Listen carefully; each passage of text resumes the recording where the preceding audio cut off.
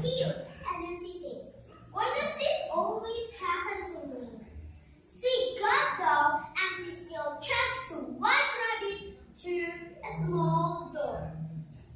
And she was so big. And she turned it up and it said, "Ouch!" Alice said sorry. She said she needs to get the white rabbit. "Sorry," said the door. "You have to drink that little bottle on top of the table."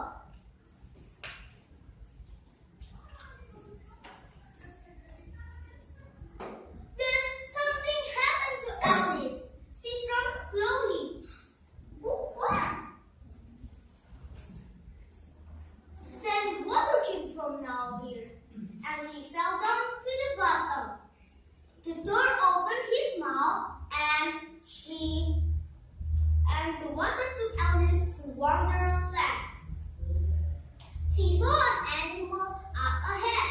She said, "Excuse me, Mr. Bird," but the bird did not hear her. She did not realize she was sitting on the toad's head. He said, "Hello, little girl. Where are you off to?" He said, "Have you seen a white rabbit?" Mr. Bird said, "Yes, he went that way." "Thank you," said Alice. "You are welcome," said Mr. Bird. Alice went into the wood and she cannot find him. So she sat on a log and started to run.